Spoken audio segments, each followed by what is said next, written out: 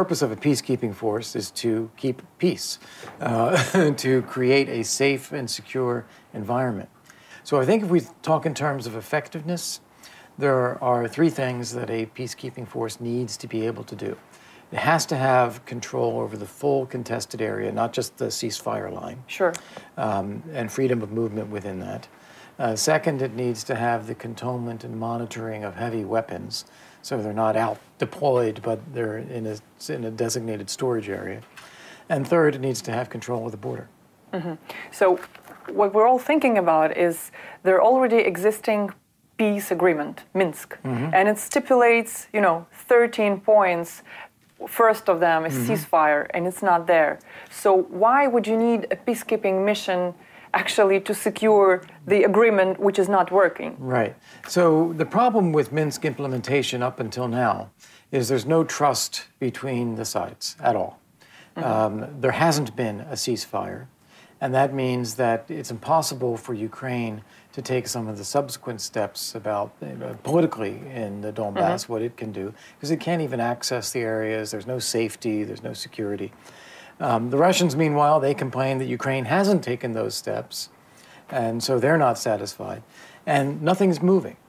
And so the idea is that, well, let's break this circular discussion of security versus political steps, and through deployment of an international peacekeeping force, you would be able to create security and create the time and the space where it's possible for Ukraine to then take those other steps on Minsk implementation, which allows then the return of the territory and sovereignty to Ukraine. What are the conditions for the mission to start their work? I mean, what are several numbers still firing? I think it has more to do with political will. As the Minsk agreements have all the ingredients in them. It's just that they're not being implemented. And it's a question of political will, and that's driven by a lack of trust. So what we hope to do is create political will. So what we're developing is what the contents of a UN resolution would be. If it's passed, it would be passed by both Ukraine and Russia, who are on the Security Council right now. So it would be a different situation. And I have a question about Ukraine's political will. It's a very complicated situation that Ukrainians' leadership is in. Even though there's a number of commitments according to Minsk, according to the law on special status of Donbas, we can easily see that any of those questions raise a lot of controversy and even violence in Ukraine. Do you see this willingness and readiness to go also for the political part of Minsk agreement, which is a huge question for Ukraine, inside Ukraine? Yeah, I do, honestly. But I understand how difficult it is. I'd say broadly, there's an understanding that it's essential that the territories be restored to Ukrainian control. In order to make that happen, Minsk is the only process available, and that if it is fully implemented by all sides, it will result in the restoration of Ukrainian sovereignty, which is the ultimate objective here. So I do think that willingness is there. It's just that it's very, very difficult when the territories are still occupied, there's no ceasefire, there's been no movement on the Russian side at all.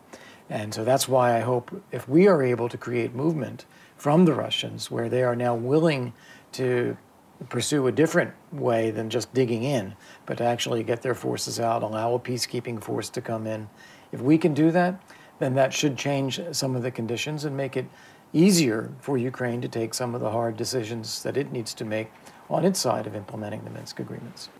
So do I understand correctly that it's basically the status of the mission that may work, unlike the OSCE mission that is already there and doing its job? Right. Well, remember the OSCE's mandate is expansive in regards of territory, but they don't have any kind of enforcement authority. They are unarmed, they're small in number, and they can't access all areas that are occupied. They can't access all areas of the border on a consistent basis. They don't have the authority to contain heavy weapons, just to monitor them. So a peacekeeping force would have a more robust mandate. It would be armed, and it would be able to actually establish security, which I think is then the condition that would allow the other pieces of Minsk to then go forward.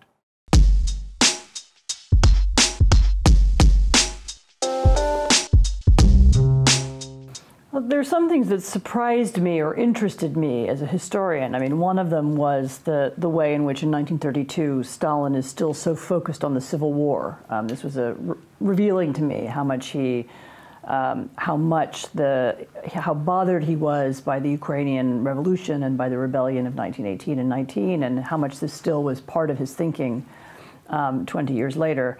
I suppose, though, that if I understand your question, you're asking what's shocking about the famine story. And of course, there are a lot of things that are shocking about it. It's a very difficult story to write. For me, it's even more difficult than the Gulag, which is another book that I wrote. Because Gulag, people left and they wrote very beautiful memoirs, and there's some kind of people have learned something, or they learn about human morality and they can write something. The famine, really, there's nothing good you can say about it. Nothing, it's a terrible tragedy. It ends awfully. A lot of illiterate, peasants die. But I suppose the most shocking thing really is you realize how indifferent most of society was. I mean, most people knew there was a famine. People in the cities knew. People in Russia knew. And yet there was never any reaction to it. There was never any attempt to commemorate it. And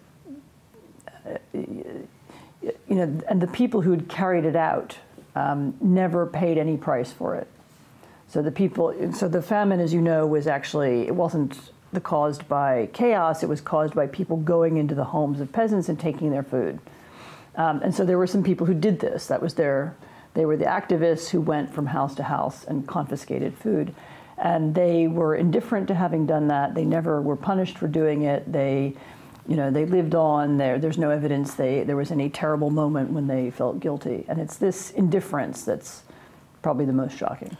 How do you think this event in particularly influenced kind of the identity and the psyche of the nation? In a way that, for a while it was concealed, though everybody knew. At the same time, there is a feeling of the victimhood. But in another case, any kind of this tragedy has some also a lot of a negative impact on there. So I think you're right. The secrecy is very important. The fact that it was covered up and people weren't allowed to talk about it. And that meant that probably added to the sense that you've had in Ukraine. Actually, you've had in Ukraine for for a long time. Of this mistrust for the state and this feeling that the state is somehow alien, that we don't trust it, whatever they say is a lie, we don't believe it. And this feeling that, we are the people over here and the state is over there. And this is a problem in today's Ukraine. How do you create a sense of patriotism if you have people who don't trust their institutions? And on the other side, how do you make the institutions feel that they are responsible to ordinary people? The cause of corruption really, the source of corruption in Ukraine and in other places is this lack of sense of responsibility. People who have political power feel that entitles them to steal. And, some of this feeling dates from this period, both because of the famine and because of the assault on the intellectual class that accompanied it. And what are the particular, Soviet strategies to make it happen, the society is so indifferent, to have this way that, with the support of its own population, that tragedy is possible? So the kind of Soviet propaganda against the peasantry, and in particular against kulaks, begins already in the 1920s. Actually, it begins at this time of the Civil War. And in the late 1920s, and then at the time of collectivization, it becomes extreme. It's constant. And the argument from the state is that these kulaks are standing in the way of the revolution. And all of your problems, you, the proletariat, you people in Kyiv or in Kharkiv or in Moscow, all of your problems, the reason why you are poor is because these people are stealing your food. And these old, illiterate, backwards peasants are keeping the food for themselves, and that's why we're all so hungry. And this line is repeated over and over again and at the same time, inside villages, there are these very sharp divisions are made. And favoritism and, help and so on are shown to those peasants who will cooperate with the authorities. And those ones who won't cooperate or who won't join the collective farms or who are more wealthy or more successful, they are kulaks. And the policy is to both make the cities hate the countryside and also to make inside the villages these two different groups fight against each other. So it's the deliberate creation of what we would now call partisanship, and this division of the country into parts. And this feeling that, this creation of hatred between different groups. And it was very, very successful. Is it in that way something unique, or, we can compare that particular, way the system work with something else, with some other tradition? Look, this is how partisanship works now. You don't have to, you can look at modern Ukraine, you can look at other, lots of other countries. There are politicians who seek to unify people and seek to create a message that will bring a country together. And then there are politicians who seek to divide people and speak only to their constituency. This is how Donald Trump won the election in the United States, by speaking, to one group. This is how, Yanukovych sought to win elections here by, if you can divide people and if you can make your group of activists really angry and support you and back you, and then you can win power. It's a tactic that we see in lots of places.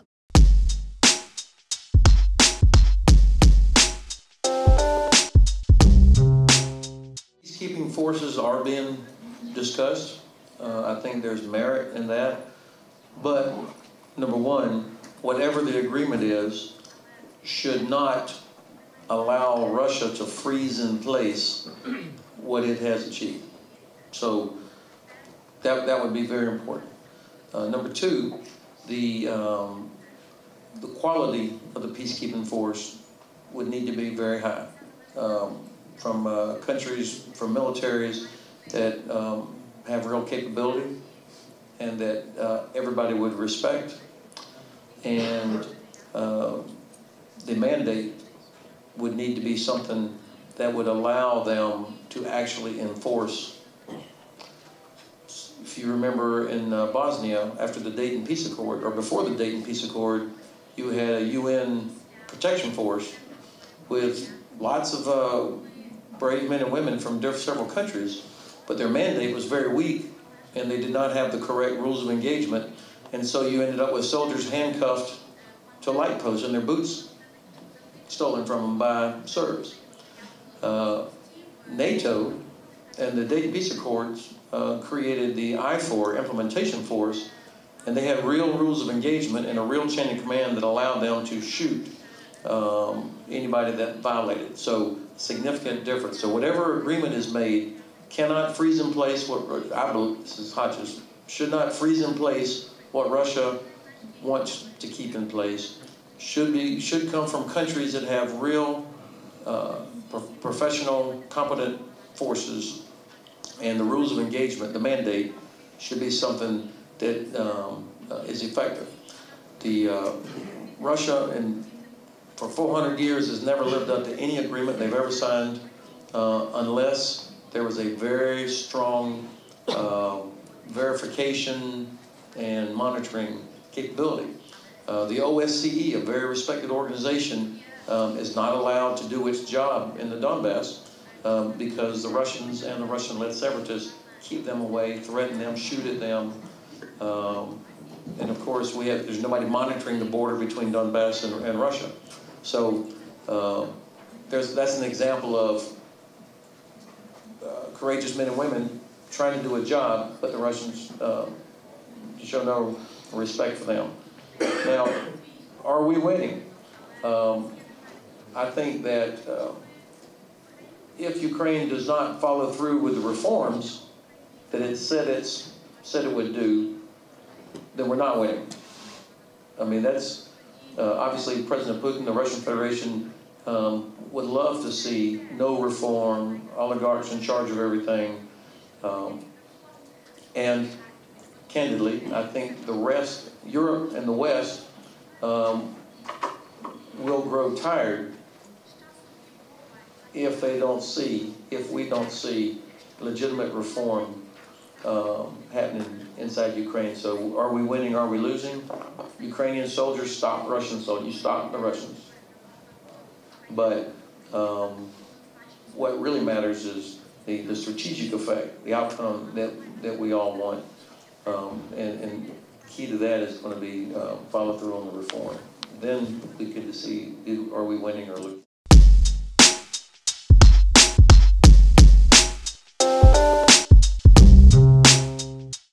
There are now talks, and the Ukraine initiated the idea of having the UN peacekeepers, which could contribute to the solution of the conflict between Ukraine and Russia. So are those things considering, and really in that case, can expect the Canadian participation? You have your experience in the UN peacekeepers. Moving forward, we need to look at making sure that Ukraine has its voice and making sure that the needs are met. And then once we move forward, we got to talk about the mandate itself, making sure a mandate can actually meet the needs of what's been agreed upon. And then so there's a lot of steps in between before we even get to that stage. But I look at it, if there's an opportunity to bring stability there, I think it should be pursued. But as I stated, cautious optimism. Ukraine is undergoing a number of reforms, in particular in the security sector. So as somebody with that background and being a Minister of Defense, what are the critical for the reform of the security bloc, which is a very tough? I have been impressed with the level of work within the Ukrainian Armed Forces, the capacity building that Canada has been providing, and then to see the progress has been impressive.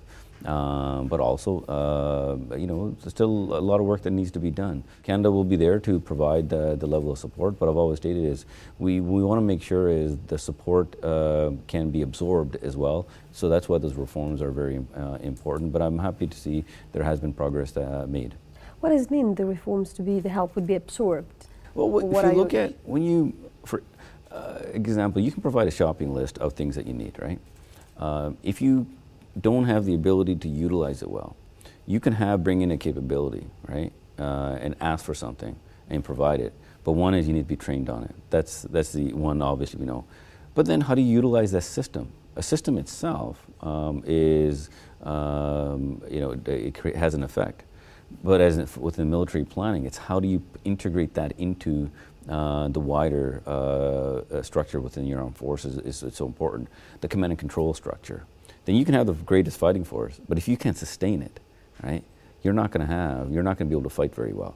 And that's why that sustainment piece, the logistic piece is so important, and that's why the reforms are important. So based on the capacity building as you move forward, it allows you to absorb the additional capabilities and utilize it to the maximum effectiveness. And that's how we're trying to describe that.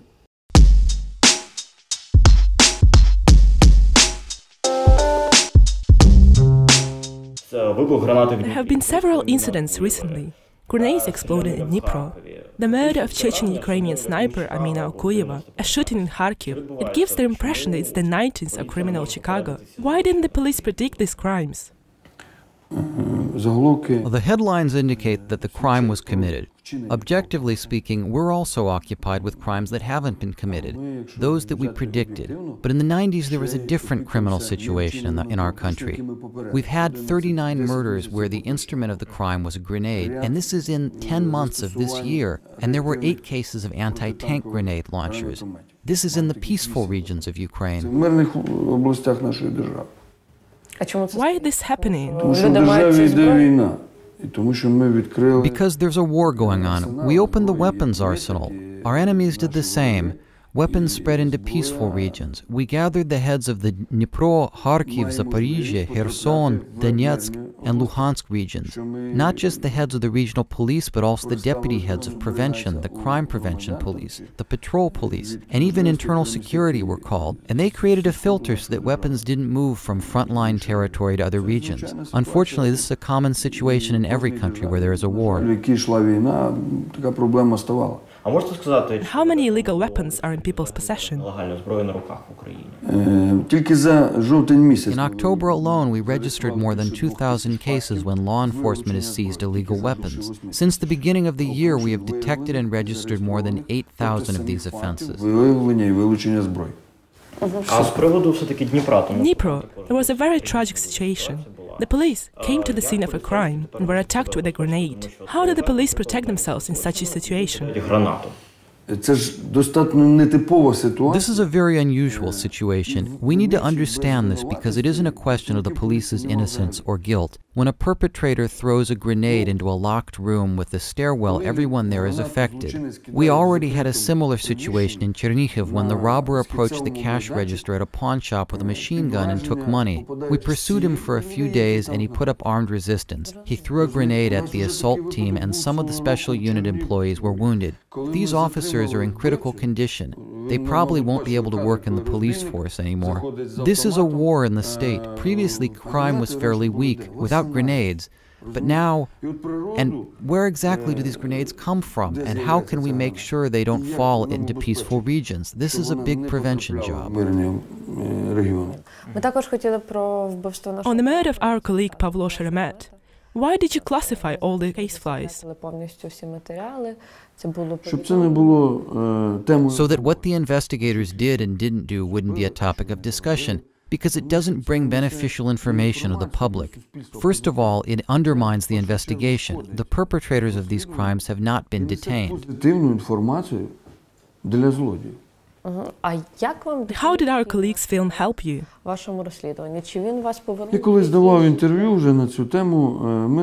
called this story Working on Our Mistakes. The film gave us an impetus to fix the mistakes we had made.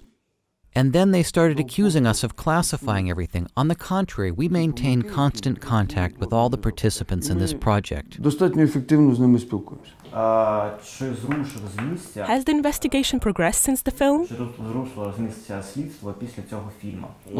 Suspects have not been identified.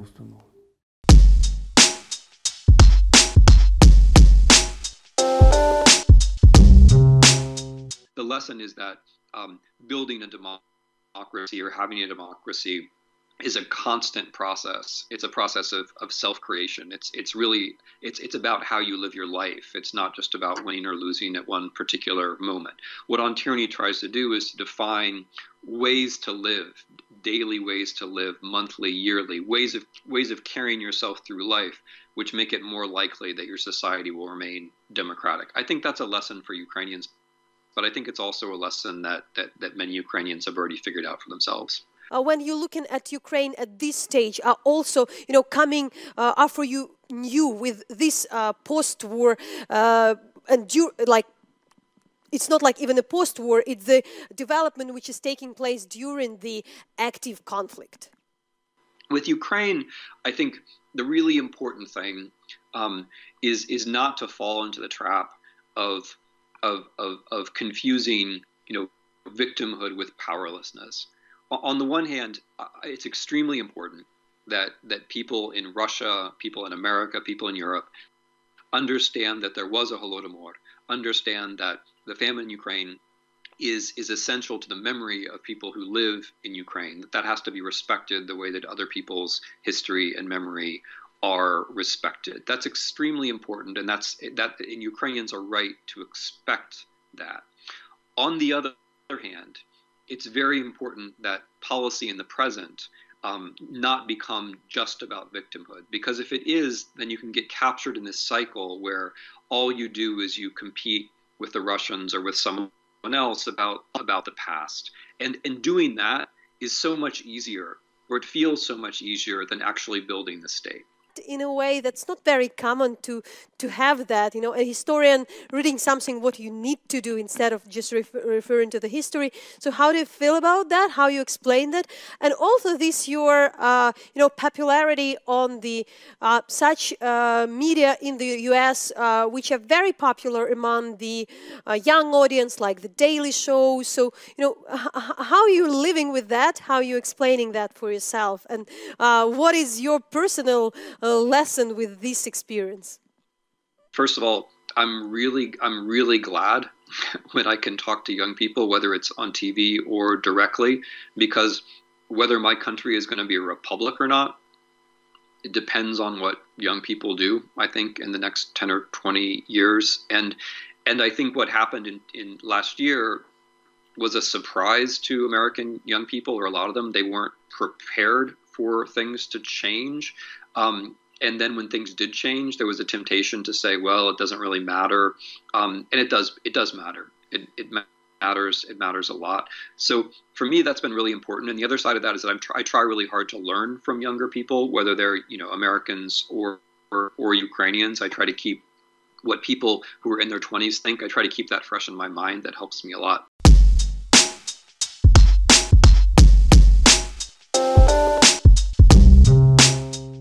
Robert Mueller has been systematically trying to build a case that gets to the center of whatever the scandal is about Russian influence, Russian collusion with the Trump campaign in this last election. And so we see that he's gone for the central figure in the campaign, which was Paul Manafort, who was in charge of the campaign for 5 extremely important months. And he had the indictment that he filed against Manafort isn't about the election, it's not about the campaign, it's about Manafort's involvement in Ukraine, essentially, and about the money that he received for his work for the Party of Regions and for other interests in Ukraine, and the way in which it was illegally laundered into the United States. And so he's attacked Manafort. He's shown that Manafort himself is extremely vulnerable to prosecution, and the question is, where does this lead? How is he able to use this information, to use this devastating indictment of Manafort in order to get more information that gets us closer to the center of the narrative of the election?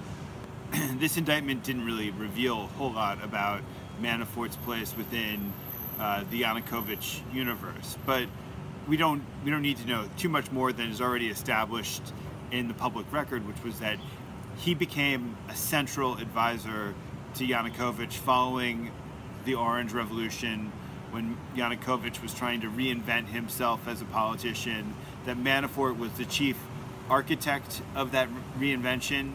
And then when Yanukovych was president, I've talked to a lot of Party of Regions insiders who describe how Yanukovych only listened to Manafort at certain periods of time. I mean, he listened to members of his own family, but when people within the Party of Regions wanted to make an argument to Yanukovych to convince him, they oftentimes had to go through Manafort in order to get Yanukovych to pay attention, because Manafort knew the language that could make Yanukovych understand a position.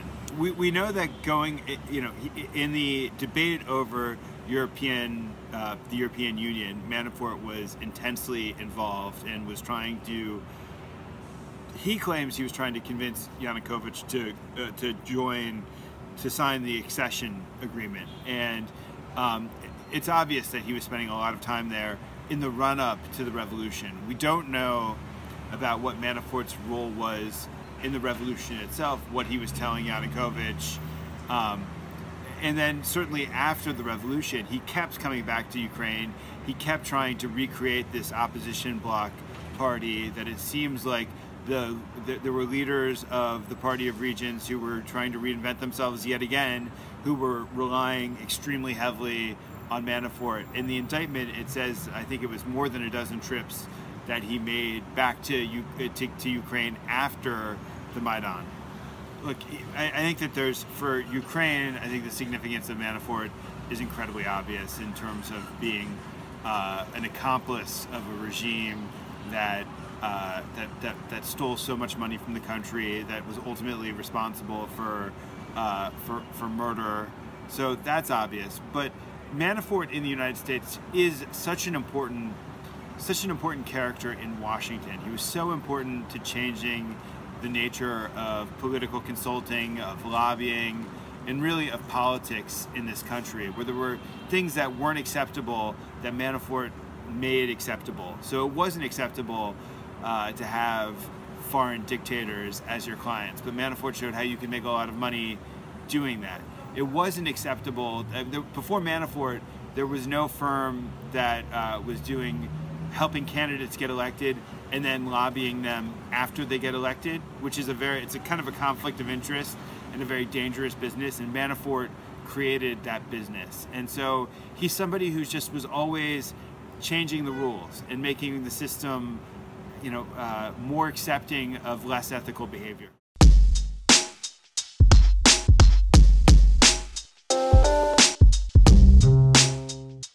The indictment, we can show the parts of it.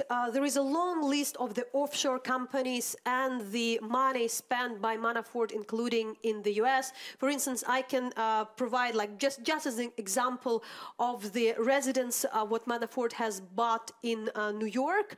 So probably we can show it. Yeah. So that's, for instance, a couple of the condominiums he had in New York, also the house in Virginia, a large amount of money that would had been bought by Manafort in the US. But generally there is a figure of 75 million. Mainly it's from the indictment you read, they are mainly coming also from Ukrainian previous government. Really, it's a huge amount of money. How can you say that? Was it possible? First of all, it's incredibly high amount of money, and it looks like not really for political consultants, because even on this market, you cannot find such high salaries or fees for political consultants. And there is possible money laundering or some possible way to took this money from abroad to US and then to launder them through American real estate market and so on. So that is why FBI was interested how money came from Cyprus or another offshore zones to US, because it's really impossible to have such fees for political consultant even during so long period of time. Even like, can you give a general idea how much money, for instance, the Ukrainian corrupt regime had stolen from Ukraine, just to get the understanding, because it's just a part of money they were paid to Manafort? For instance, there is more than $1 billion collected on security bonds collected by previous president and his cronies, and then they acquired security bonds of Ukraine. It was recently investigated by Ukrainian government, and this money were recovered to Ukrainian budget. This was just one example. This was one story. So I can say that maybe Yanukovych was involved in few billion corruption when the money from Ukrainian state, from Ukrainian budget were accumulated somewhere abroad and then through different schemes laundered and then invested everywhere in the world.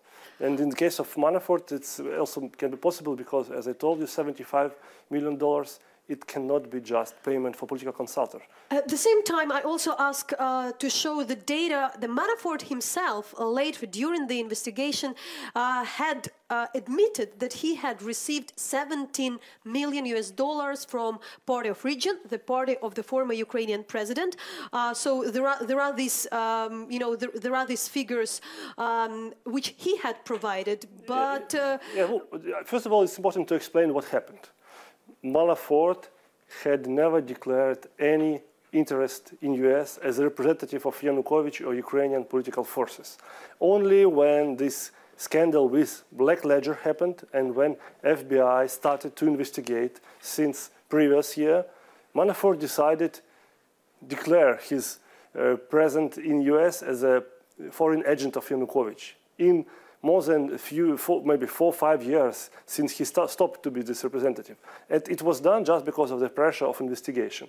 And then he declared that during only 2 years, 2012, 2013, and 1 month of 2014, he got this more than $17 million. But in reality, if you look on the official records of Party of Region in Ukraine, the Ukrainian Central Electoral Commission, you cannot find this money. So it means that Manafort received this payment from Party of Region, not from Party of Region official accounts.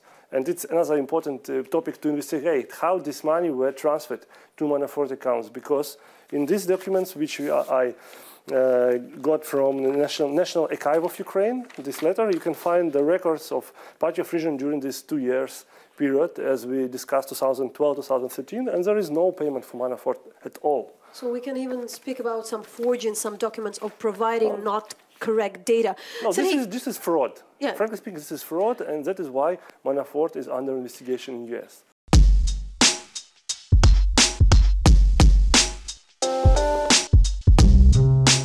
Ambassador, so the hot topic in Ukraine is the UN peacekeepers, but you raise some of the concerns, and also we know the decision depends on Russia. So it's important to be pragmatic and realistic in how much Ukraine can achieve in that. So what are the things you're concerned? I think that President Putin's proposal by itself is inadequate, but it could be an opening for a serious negotiation over a mandate that could lead to a force that would not only end the violence, but implement the Minsk agreements and restore Ukrainian control over the Donbas. So it's an opportunity that can't be ignored.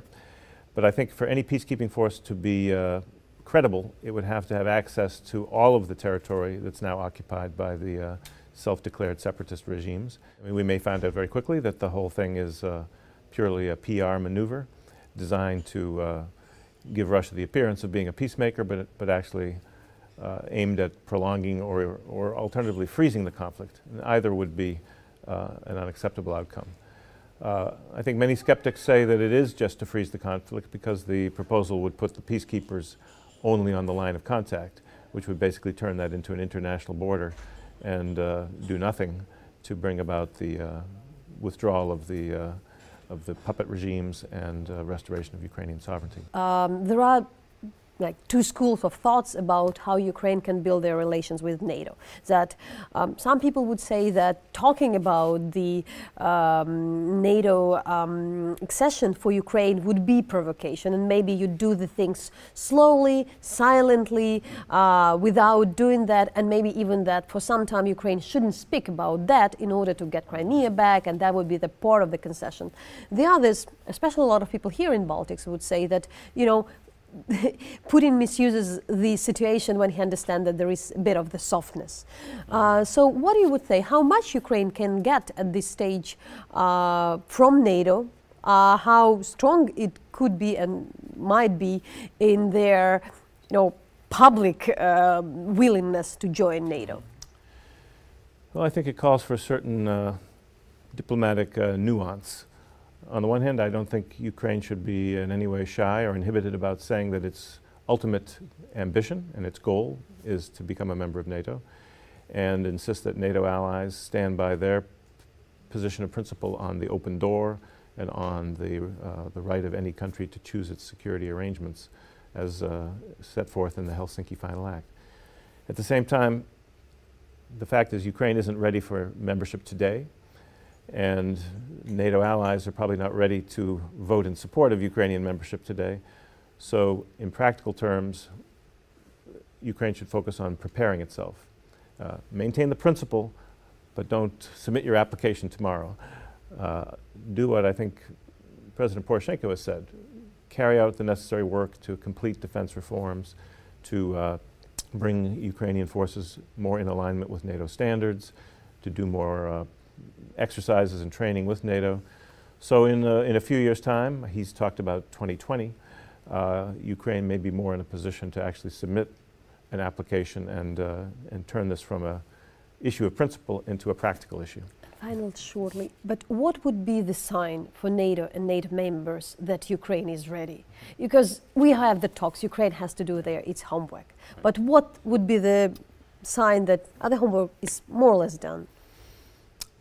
Well, there's a complex array of criteria. There's no single thing.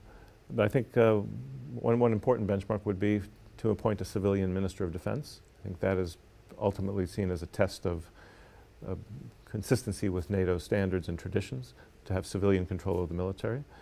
But then there's a whole array of other professional measures of effectiveness, of interoperability, of readiness.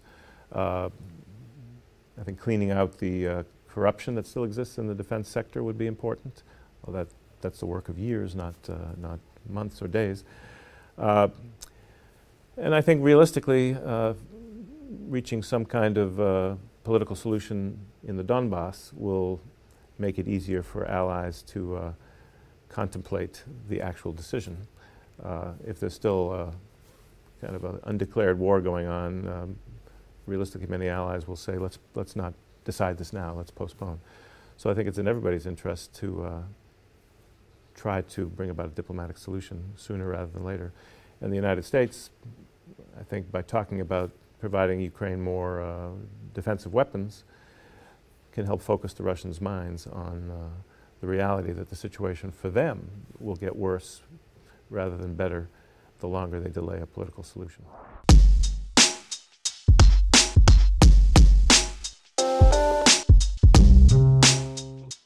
What we saw to start with was the way there was a particular narrative which was used by far-right commentators and what seemed to be far-right botnets in the US, which was the narrative that American politicians were condemning the neo-Nazis in Charlottesville, but at the same time they were, and I quote, supporting the neo-Nazis in Kyiv.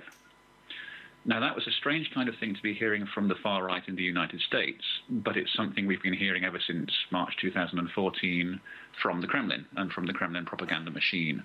So what we started looking at was the way this narrative of Ukrainian Nazis and American Nazis had spread from the Kremlin into far-right commentators in the United States.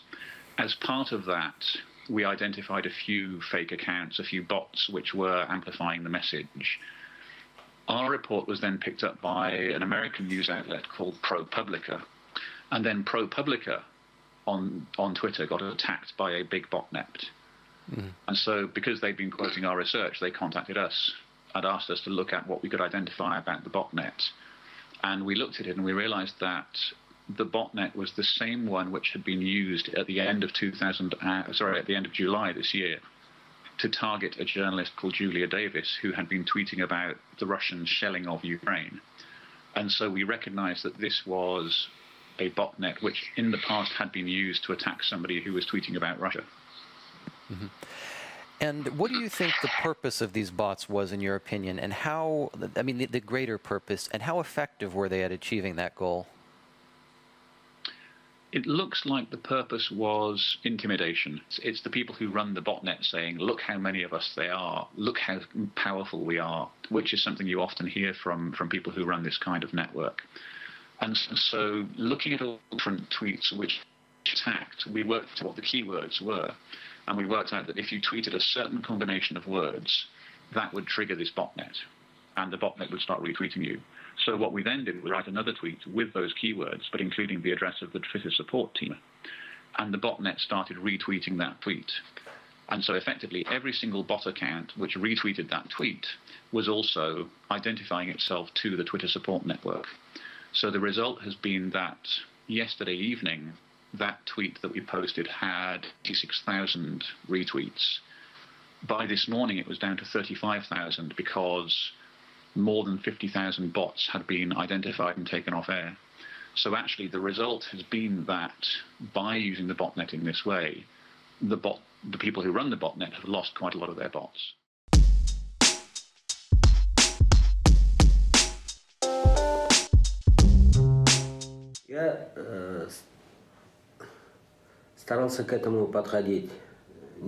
I tried to keep my emotions in check.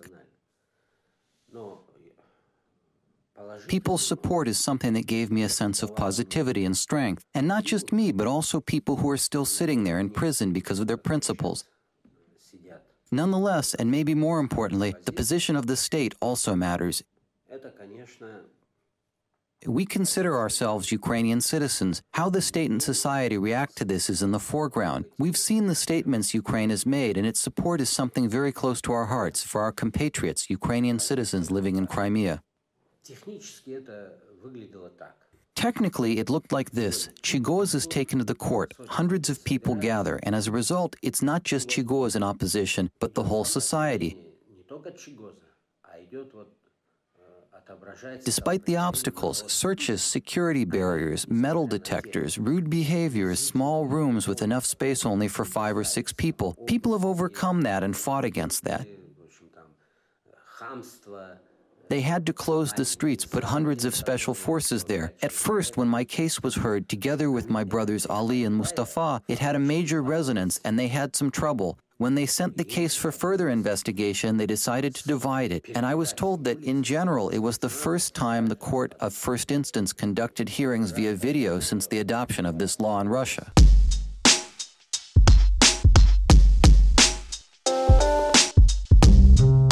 How would you describe the Soviet Union as a country in terms that they treated sex?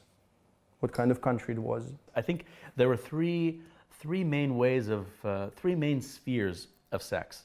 There was the official sphere, and during Stalin times and not long after, there was the official description of what sex should be.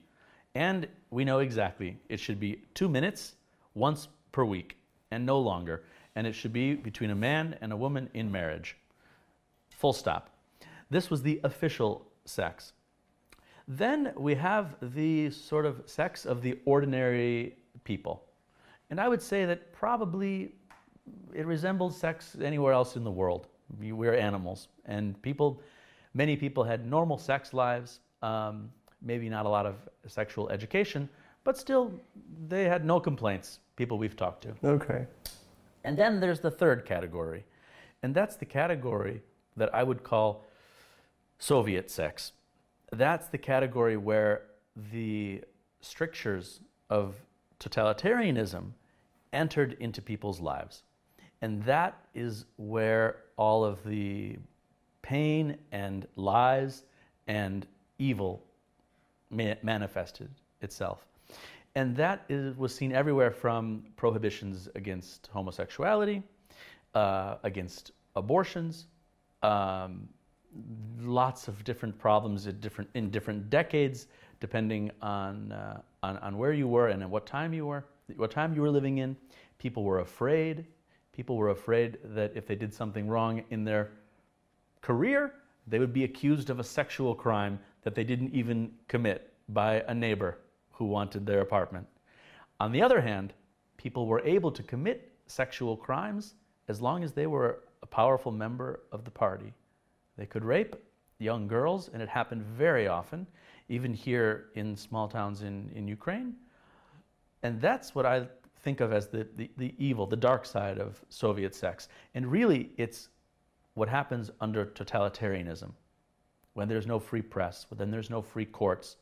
When someone is raped, there's nowhere to turn. Okay, you just said that there was no sexual education, and why do you think it was such a taboo in the Soviet times? Why sex was such a taboo? Why was it such a repressed subject, repressed topic? I think that there's a relationship between how free a society is and how freely it speaks about sex. And the less free the society, the more, of course, the more control that the government wants to have over every individual.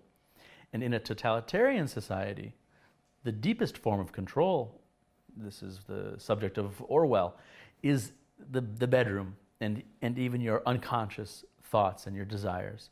And so in the Soviet Union, sex was so highly controlled that people were afraid to even speak about it because maybe they might say something wrong.